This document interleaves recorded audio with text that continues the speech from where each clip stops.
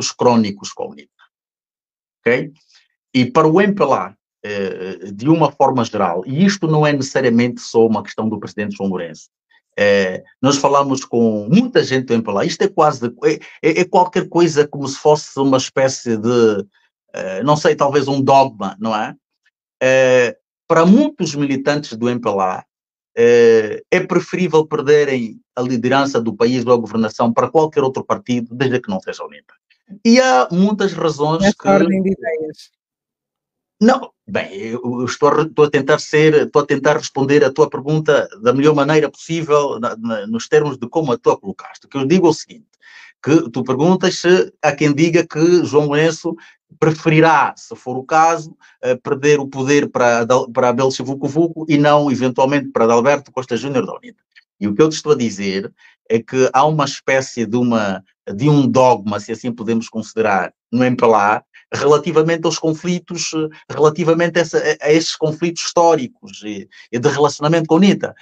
Há muita gente no MPLA que pensa, sim, isso não é só uma questão do presidente João Lourenço. Bem, se tivermos de sair, é preferível entregarmos o poder a uma outra força qualquer que não a UNITA. É claro que há muitas razões que explicam isso. Essa rivalidade histórica, por exemplo, criou feridas, criou que eventualmente não estarão, eventualmente não, que não estão muito longe de estar saradas, não é? O MPLA eventualmente pensa que tem razões para ter mais medo da UNITA, não é? Do que provavelmente as razões que teria para ter medo, por exemplo, de um para já, não é? Portanto, há aqui também questões históricas, não é? Que resultam deste conflito entre esses dois movimentos de libertação que evoluíram para partidos políticos, que explicam muito esses receios todos, não é? Portanto, nesta ordem de ideias, se aquilo que estás a dizer é um cenário que eventualmente possa vir a ser equacionado pelo poder, não sei, talvez, é qualquer coisa eventualmente admissível, mas se nós quisermos ser realistas e fazer uma leitura do processo eleitoral angolano na sua história e olharmos particularmente para os últimos 2 processos, é muito improvável pensar que, por exemplo, em 2027, Abel Vucu-Vucu concorrendo de forma isolada com o seu Prajac ganha as eleições. Isso é um cenário muito improvável. Se nós quisermos ser realistas, esse é um cenário muito improvável. O mais provável que havia de acontecer com uma candidatura isolada do Prajá, da UNITA e da Frente e do Bloco Democrático, o mais provável que poderá acontecer é uma dispersão de votos que favorecerá necessariamente o MPLA, repito, ainda que com uma maioria relativa. Por isso é que eu dizia há bocado que este projeto, a Frente Patriótica, não é? E no quadro do tal espírito que norteou a sua criação, penso eu, independentemente das ambições pessoais de cada um, é um projeto que foi pensado no interesse do país. Não é? Basta olharmos toda a ginástica que foi feita para tentar torná-lo, no caso o projeto, o mais inclusivo possível. Não é? Portanto, eu devo olhar devo analisar a realidade de acordo com os factos de que disponho. E os factos de que eu disponho relativamente à FPU são estes. É que é um projeto que, efetivamente, goste-se ou não, fez um esforço tremendo no sentido de se tornar o mais inclusivo possível. Isto por um lado. Por outro, os números também dizem que é um projeto que, não tendo alcançado os seus propósitos máximos, que porventura seria a alternância, conseguiu resultados importantes. Não é? A UNITA saiu com este grupo, com a FPU, no quadro da FPU, evoluiu dos 26% para praticamente os 44%. Portanto, é uma evolução de 17 pontos percentuais. Não é? É qualquer coisa bastante significativa. A UNITA acrescentou 39 deputados, não é? Neste novo ciclo, portanto, saiu de 51 melhor para 90, não é? para 90, portanto, são 39 deputados a mais, portanto, de 51 para 90, mais 39 deputados. Portanto, são resultados que, efetivamente, em termos muito objetivos, não podem ser ignorados. Ninguém pode olhar para isso e dizer que esse projeto não resultou. Eventualmente, não alcançou os objetivos máximos, mas não deixou de alcançar objetivos importantes. E sejamos francos, no momento em que temos um MPLA mais fragilizado do que aquilo que tínhamos em 2017, e olhando para aquilo que são as disputas internas que vão ocorrendo, que de certa maneira tendem a fragilizar ainda mais o partido, mantendo-se este ritmo até 2027, o mais provável é que nós cheguemos em 2027 com um MPLA muito mais fragilizado, o que permitiria eventualmente o que potenciaria eventualmente uma transição, desde que a oposição estivesse eu diria, mais forte, mais unida e mais coesa. É nesse sentido que eu acho que, com todo o direito, naturalmente, que o Para Já terá, caso isso venha a ocorrer, de concorrer de forma isolada, com todo o direito que terá, mas não me parece que no quadro deste esforço que aparentemente esta oposição útil pretende fazer para a transição democrática, não me parece que esta dispersão seja positiva para este propósito, não é? Aliás, eu reitero aqui, as próprias lideranças da FPU não se cansam de dizer que a FPU foi pensada, foi criada porque se entendeu que a oposição só unida, e neste caso particular a oposição útil, só unida conseguiria de forma não mais fácil, mas pelo menos diria, potenciaria mais as possibilidades de fazer a transição. Não é? Portanto, é neste quadro que, no fundo, uma dispersão de candidaturas, se assim se pode dizer, seria, diria, mais nociva aos interesses do país do que o cenário contrário. Não é? 18 horas 13 minutos, este é o programa Dias Andados, vai ao ar todas as sextas-feiras depois das 17h30, podemos ser acompanhados através da Sintonia 96.1 FM e também das nossas plataformas no Facebook e YouTube. Vamos olhar para outro tema que marcou a semana, mais precisamente o dia de hoje. João Lourenço reuniu o Conselho de Honra do partido para, dentre outros, falar sobre a preparação de congresso extraordinário e sobre o programa de comemorações dos 50 anos de independência nacional. Achas que esta reunião foi resultado da alegada pressão dos membros do Conselho de Honra, conforme se especula já há alguns meses? Não sei. Portanto, não sei se houve pressão ou não, mas o que é certo é que esta reunião já estava projetada, já estava marcada para acontecer, foi remarcada, devia ter acontecido logo após a reunião do Comitê Central, não aconteceu, foi remarcada e aconteceu hoje. Não sei se aconteceu por pressão ou se aconteceu efetivamente por vontade do presidente do MPLA, no caso do presidente João Lourenço. Seja como for, independentemente, é claro que se acontece por pressão, do ponto de vista político, nós podemos interpretar isso de uma forma. Se aconteceu por iniciativa do presidente, também podemos colocar aqui variáveis, outras variáveis, no caso, não é? Mas, independentemente de como isto aconteceu, não é? Se veio de um lado ou do outro, o mais importante aqui era sabermos qual foi o posicionamento destes mais velhos do MPLA em relação àquilo que é proposto para o Congresso de 2024. É aqui de 2024, portanto, em dezembro. E a questão de ruptura, todos nós sabemos qual é. É a questão daquilo que o MPLA, o presidente do MPLA, chama de ajuste dos estatutos. Não se vai alterar, ele diz que não se vai alterar, eu penso que terá sido mais ou menos nesse português, diz que não se vai alterar, mas que se vai ajustar. Para aquilo que são os propósitos do presidente João Lourenço, é a mesma coisa. Portanto, os propósitos do presidente João Lourenço forem no sentido de retornar ao modelo de 2016, alterar ou ajustar, dá no mesmo, portanto, é uma questão que nesse sentido não tem importância nenhuma. Não é? E como dizia, aquilo que é importante perceber aqui é se, efetivamente, qual foi o posicionamento desses mais velhos em relação a esse tema de ruptura. Se tiveram contacto se foram informados sobre o conteúdo dos artigos, das normas, o que for, que serão das normas que serão alteradas, se esse conteúdo foi passado para estes mais velhos, não é? Que normas serão alteradas, que artigos serão alterados e de que forma é que serão alterados, não é?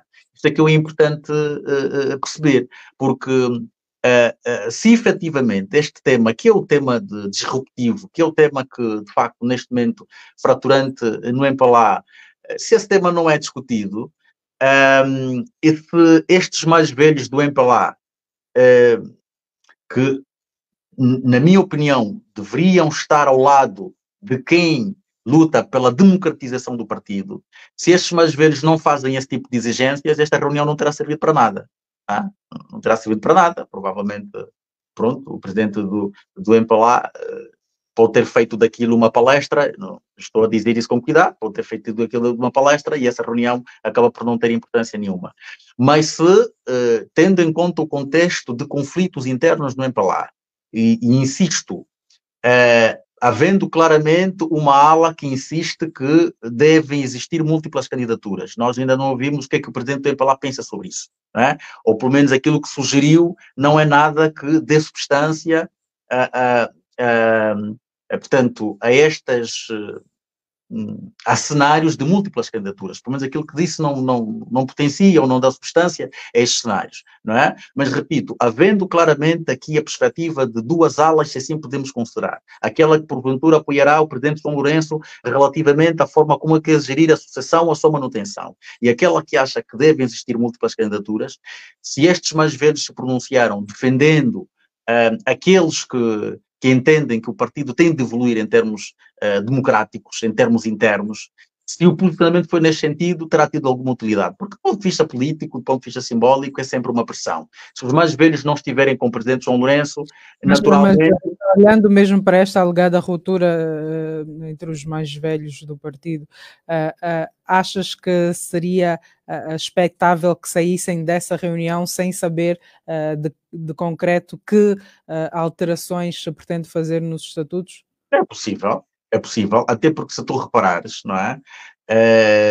Na informação oficial, pelo menos que se sabe até agora que está disponibilizada a propósito daquilo que seria a agenda desta reunião, o tema dos estatutos não foi referido, salvo erro. O tema dos estatutos não foi referido. E as declarações do presidente João Lourenço também, as primeiras com as quais tomamos contacto, também foram muito generalistas, não é?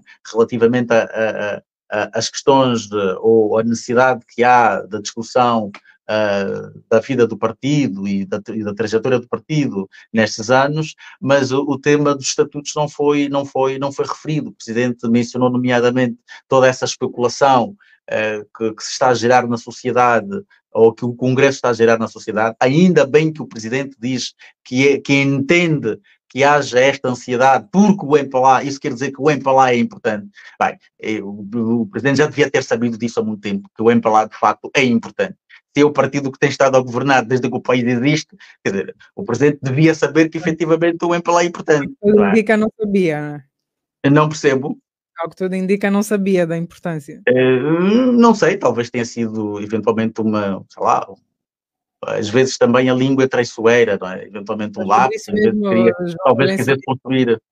Diz que essas especulações demonstram a importância do partido, mas eu perguntava-te, estas especulações, mais do que demonstrar a importância do partido, não são também resultado da falta de clareza sobre... Com certeza. Absolutamente. Mas repara que falta de clareza por um lado e por outro também...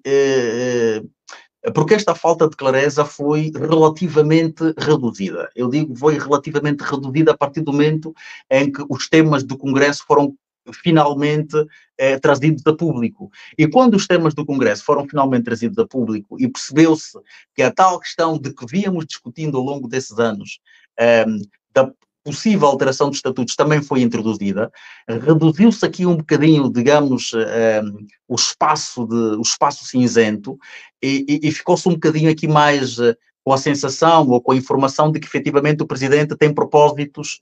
tem propósitos... diria. Não percebo. Uma meia informação.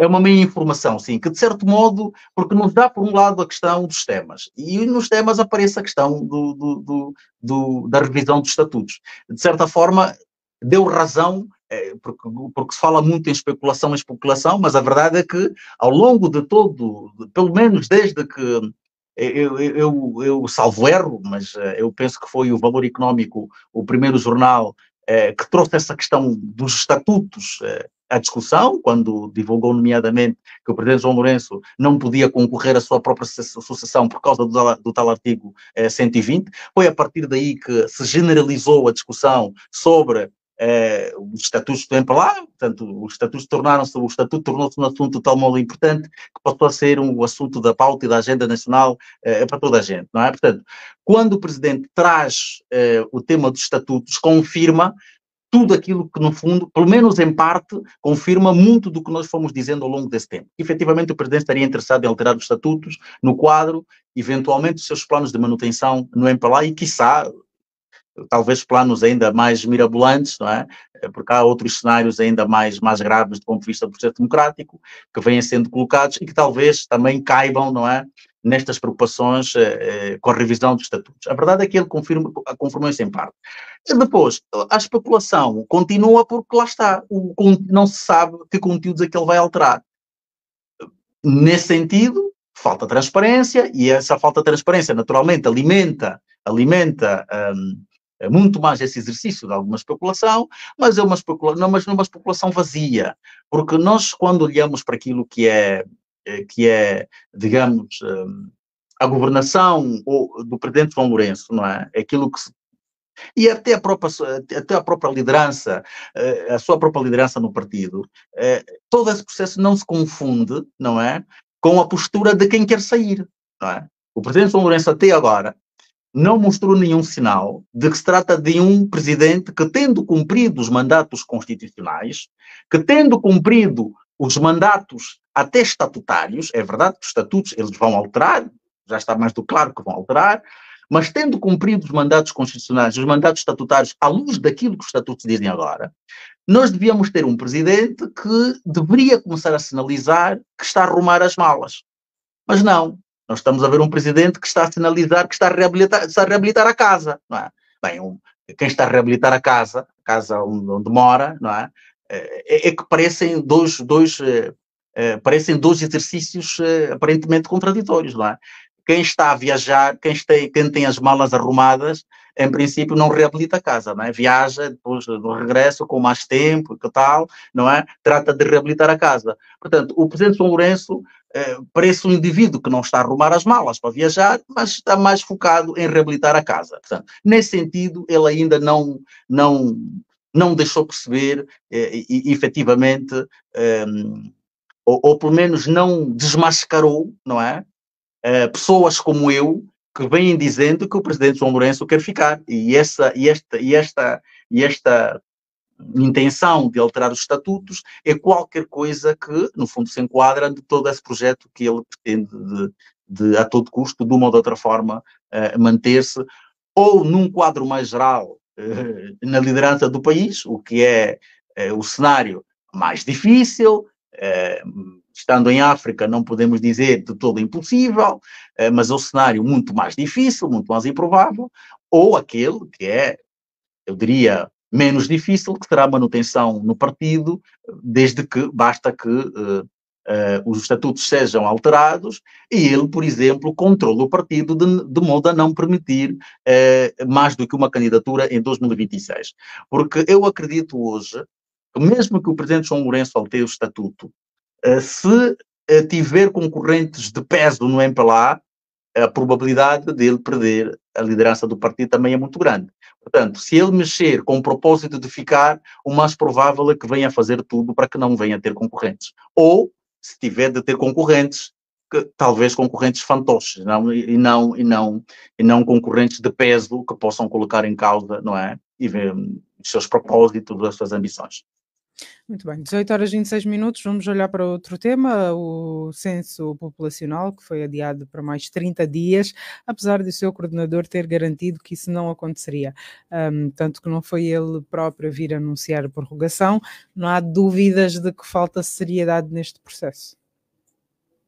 Bem, se nós estivéssemos num país normal,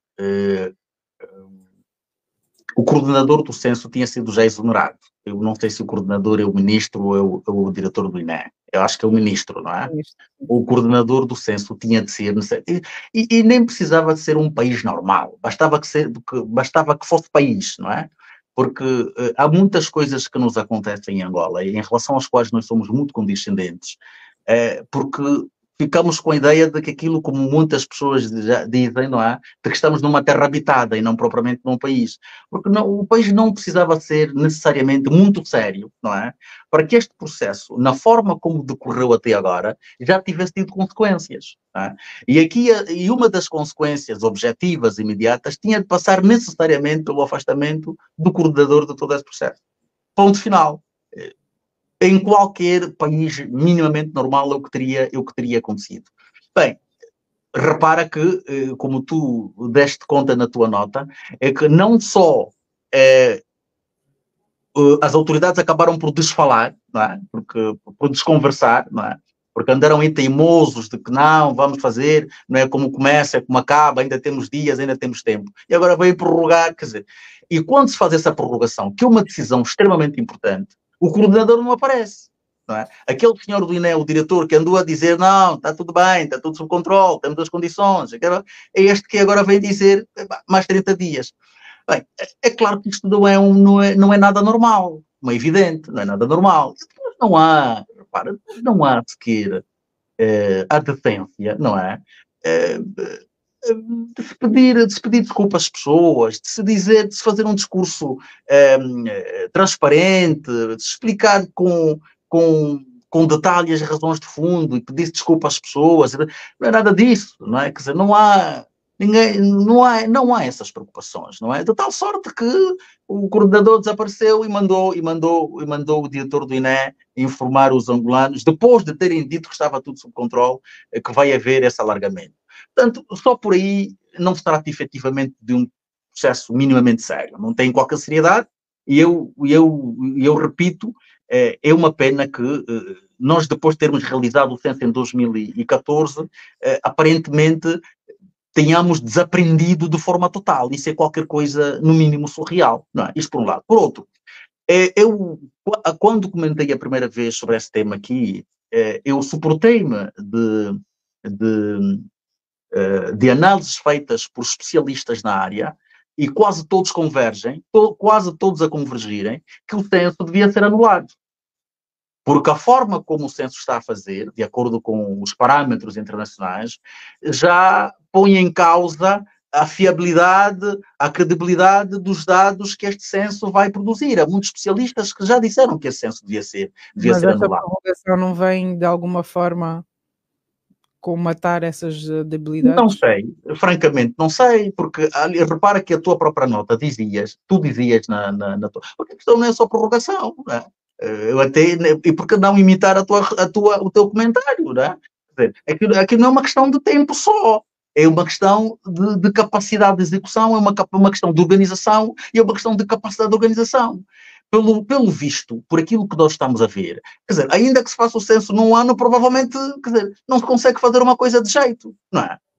Provavelmente não se faz, portanto, por isso é que eu não tenho como responder-te agora que esta prorrogação por si só vai resolver os constrangimentos no plano da organização, os constrangimentos logísticos, e vai dar a fiabilidade, a credibilidade que esses dados em princípio deviam ter, porque de resto, como é um lugar comum, como toda a gente saberá, em princípio, os dados do censo deviam ser uma ferramenta útil e importante para a elaboração, se não de políticas públicas, pelo menos de políticas governamentais, não é?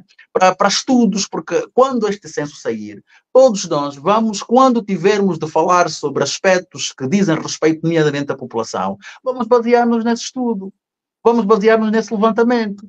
Não é? E imagina se nós tivermos aí erros crassos, não é? Imagina se nós somos, sei lá, vou atirar por alto, se já somos 42, 43 milhões, e o censo disser que somos 34, não é? E o censo disser que somos 35. Portanto, eu compreendo os argumentos que foram levantados por especialistas que dizem que, efetivamente, em condições normais, este censo devia ser anulado. O governo devia ter tido a coragem de dizer: não fomos capazes, estes dados estão comprometidos, este processo está comprometido, não vamos fazer um processo sério, temos de alguma maneira de criar aqui um meio termo para prepararmos isso em condições e podermos fazer esse processo como deve ser.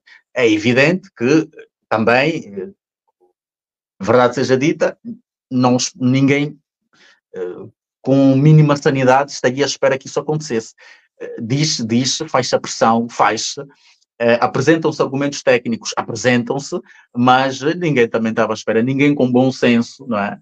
Compreendendo a lógica de funcionamento deste poder e desta governação, ninguém estava à espera que efetivamente o governo desse o braço a torcer e respondesse a estas preocupações que têm sido colocadas. Agora, se esta era expectável, pelo menos, que tivéssemos o Presidente da República a falar qualquer coisa, a pronunciar-se sobre o censo. Tivemos agora o discurso sobre o Estado da Nação e já decorria o censo, não houve sequer uma palavra relativamente ao censo. É normal todo este silêncio? Ora, não é normal. Por isso é que eu dizia que que me perdoem as pessoas que eventualmente entendam isto como, sei lá, uma heresia. Mas é verdade, nós temos muitas coisas que suportamos, não é? Com as quais somos condescendentes, que não são sequer de um país, não são de qualquer coisa que se possa chamar país, não é? É mesmo um território habitado e pouco mais, não é?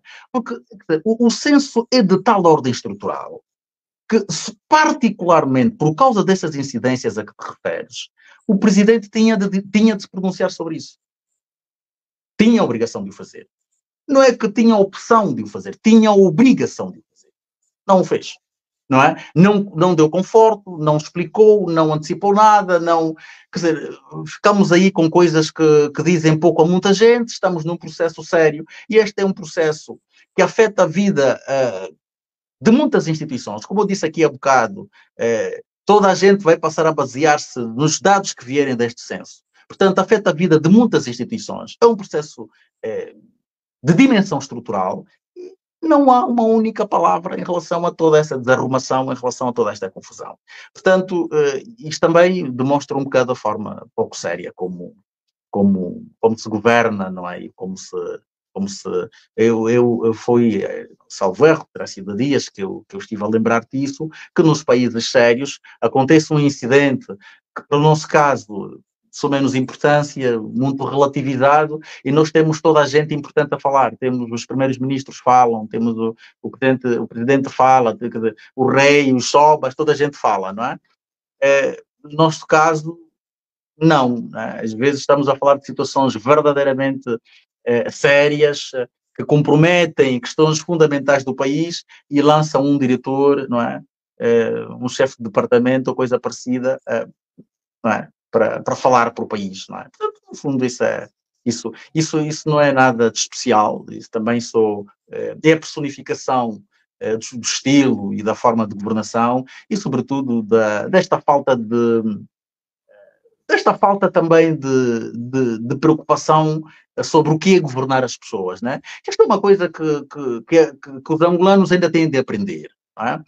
Os dirigentes angolanos ainda têm de aprender, quer os que existem agora, quer os que eventualmente vierem depois, têm de aprender o que é efetivamente esta coisa de governar as pessoas, o que é governar, não é? Os nossos dirigentes não sabem o que é isso, não é? Por isso é que se prestam e é que se furtam, não é, das suas responsabilidades, porque sabem que não vai haver consequências, porque sabem que fazendo ou não é tudo igual, não é? Portanto, não têm de aprender também isso, têm de aprender. Não sei se sabem, talvez não o façam por não ser conveniente, não é? Talvez não o façam por não ser conveniente. O que também duvido, porque é que há algumas questões que não ameaçam o poder necessariamente, não é? E este é um exemplo muito prático. O Presidente, por exemplo, se tivesse dedicado algumas palavras no seu discurso sobre o Estado da Nação a um processo como este, com a complexidade e a importância que tem para o país, teria sido suficiente. não fez o seu papel, pelo menos do ponto de vista da liderança, enquanto líder, enquanto titular do Poder Executivo, enquanto líder do Estado, da nação, o que for, não é? Mas não é nada disso, porque efetivamente as pessoas, um tema como este é tratado como de só menos importância e até o próprio coordenador escapuliu, não é? Até o coordenador não pelo menos... Porque assim, o coordenador não tem de aparecer necessariamente todos os dias, por isso é que existem também, por isso é que ele tem uma equipa. Mas quando se trata de momentos cruciais, não é? De momentos fraturantes, como é o caso do anúncio da extensão, devia ter sido o coordenador a dizer, a aparecer. Mas pronto, é o país, são os governantes que nós temos, não é? Já está. E pegando É na tua assim que a deixa, coisa funciona. pegando na tua deixa sobre o estilo e forma de governação, a Assembleia Nacional aprovou ontem, na especialidade 100 votos da UNITA, o projeto de resolução que aprova a designação do número de representantes de partidos políticos com assento parlamentar na Comissão Nacional Eleitoral. O encontro, de resto, ficou marcado pelo abandono da votação pelo grupo parlamentar da UNITA por não concordar com a distribuição que foi feita. Mais uma vez, é um modus operandi, não é? Nada de novo. O meu filho mais novo vai fazer 6 anos. Eu não tenho a menor dúvida que provavelmente daqui a 20 há de me perguntar, mas pai, mas então como é que vocês permitiam estas coisas no vosso tempo? Vocês parece que não terão evoluído para o Homo sapiens, não é? Nós parece que não evoluímos. Isto é de tal forma escandaloso que eu confesso-te que fica difícil comentar isto. A UNITA, como dissemos aqui há bocado, cresceu com mais 39 deputados. O MPLA perdeu 20 e tal, não é? Perdeu acho que 26, 24, 26, por aí. Perdeu por aí. E o que é que se está a dizer? O que é que a lei diz? Não é? A CNE tem 16 membros, excluindo naturalmente o presidente, não é?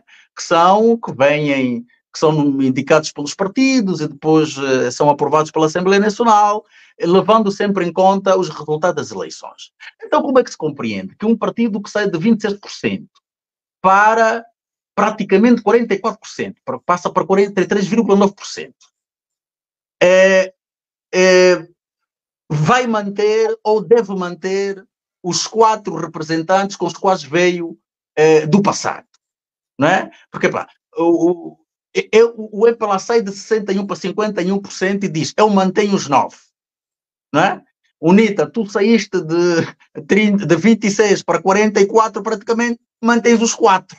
Quer dizer, isto é qualquer coisa, isto é absolutamente surreal, não é?